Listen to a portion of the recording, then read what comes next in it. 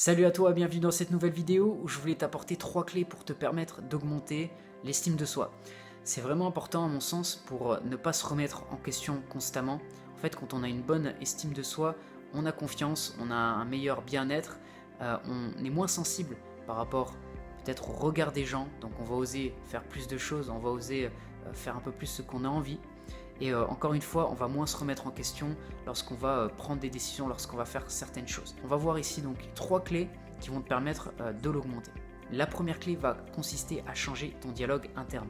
Si tu veux, nos pensées vont avoir une influence sur nos sentiments et donc une influence sur notre estime de nous-mêmes. Plus tu vas avoir des pensées positives, plus tu vas bien te sentir et forcément, eh bien, tu vas augmenter ton estime de toi-même si tu es positif. Et si tu es constamment négatif ou tu passes beaucoup de temps à te faire des reproches dans certains domaines, eh bien tu vas avoir tendance à te critiquer aussi et donc à être moins bien, avoir moins d'estime de toi-même.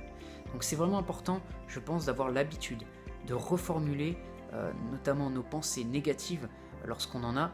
Alors ça peut être quelque chose qui est des pensées subtiles où on va se dire, ça va être un bruit de fond en fait dans notre tête, on va se dire ok, ça je l'ai pas bien fait, ça je l'ai pas bien fait. En fait c'est à répétition et c'est pas forcément quelque chose qui va être flagrant. Il faut avoir conscience, je pense, de ces pensées en étant attentif.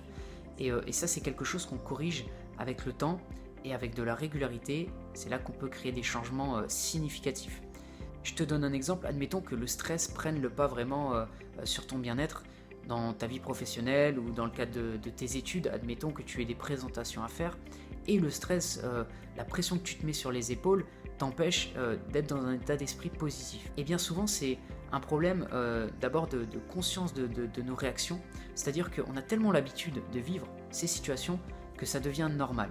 Et je pense que c'est important d'être attentif et de prendre conscience de ces situations, d'accord ?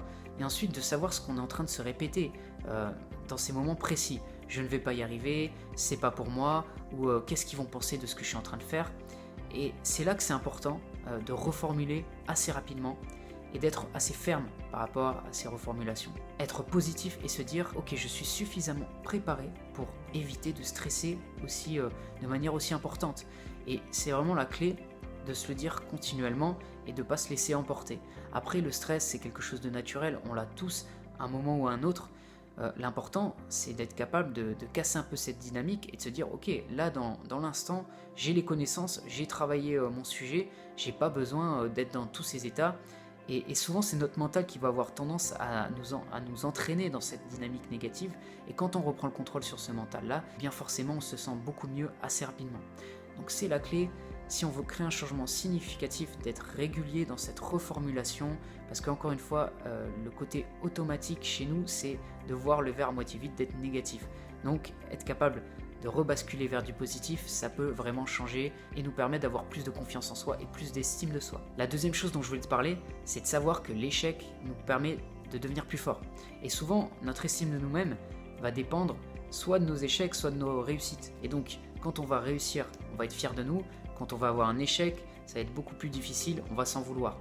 Donc c'est important, à mon avis, de ne pas se laisser balloter par ces deux choses, réussite, échec, parce qu'on a tendance à, du coup, avoir de l'instabilité par rapport à notre état d'esprit. Et je pense que c'est important d'être capable de voir que bien, cet échec va nous permettre de devenir meilleur. Personnellement, il y a plein de situations où j'ai subi des échecs assez importants et je me suis rendu compte que ça m'a réveillé, ça m'a donné envie de devenir meilleur dans certains domaines où je perdais un peu le fil. Et donc, à partir de là, je me suis rendu compte que eh bien, quand je me retrouvais dans des situations difficiles, bien, je devenais meilleur. Et donc, en ayant cette vision différente, cette perspective qui change, on va prendre des décisions différentes. C'est-à-dire qu'on va peut-être se confronter davantage à nos peurs et à nos échecs, aux échecs probables qu'on peut avoir, parce qu'on sait qu'on va devenir plus fort et on va aller plus vite.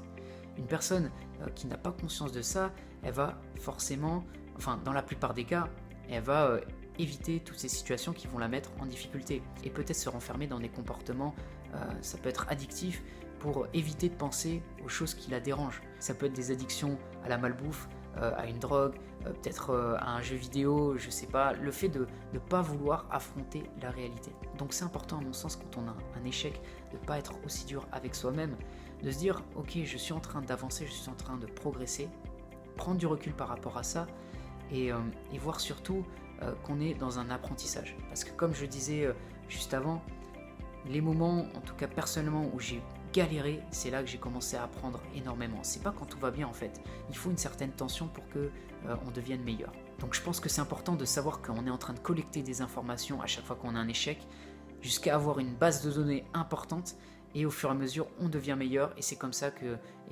on évolue dans le bon sens. Les échecs peuvent vraiment nous rendre service. La troisième clé que je voulais te partager par rapport à l'estime de soi, c'est le fait d'affronter ses peurs graduellement. En fait, je pense qu'il y a 3 erreurs communes en développement personnel. La première, ça va être de vouloir aller trop vite. Et donc, forcément, on se challenge trop d'un coup et on va pas maintenir. C'est comme si tu allais à la salle de sport et que tu levais des poids trop lourds pour toi, que tu voulais des charges d'avancée, de bodybuilder, alors que tu viens de t'inscrire à la salle, eh bien tu vas pas maintenir. Et je pense que le développement personnel, c'est un marathon, c'est pas un sprint. On évolue en agissant tous les jours et c'est ça le plus important, maintenir.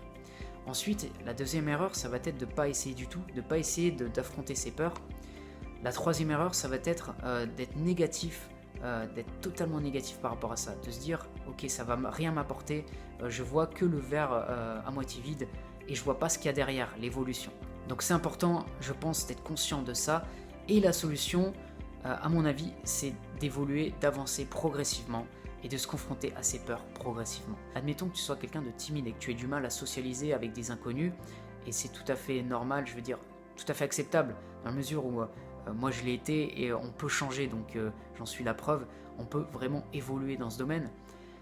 Si tu as ce problème-là, ce que je te recommanderais pour évoluer, pour changer, ce serait d'engager par exemple la conversation avec des inconnus une fois par jour, pendant ta semaine. Tu fais ça graduellement et tu demandes soit une direction, tu demandes le temps, tu fais quelque chose qui est à ta portée.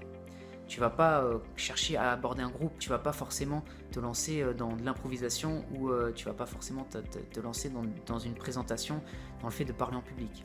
Donc ce que tu fais, c'est progressivement tu engages la conversation, tu t'ouvres un petit peu plus aux autres, et tu le fais tous les jours.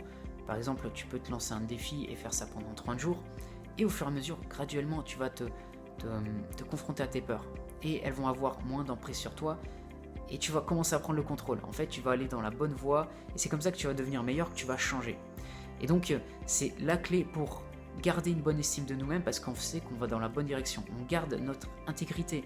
On est en train de se dire, ok, je suis peut-être pas au résultat, j'ai pas encore le résultat que je veux, mais je sais qu'au moins j'agis et je fais ce qu'il faut. Et ça, c'est vraiment la différence par rapport à une personne qui va rien faire et qui va pas évoluer du tout, alors que toi, tu sais que tu continues à avancer, tu continues à progresser dans la bonne direction. Donc ça, c'est important, se confronter graduellement à nos peurs pour avancer et augmenter notre estime de nous-mêmes. Donc voilà les 3 clés pour te permettre d'avancer dans ce domaine-là. J'espère que la vidéo t'a aidé, que tu en retires du positif. Si c'est le cas, tu peux mettre un j'aime, tu peux t'abonner également si tu veux d'autres contenus de ce type, et je te dis à bientôt pour une prochaine vidéo.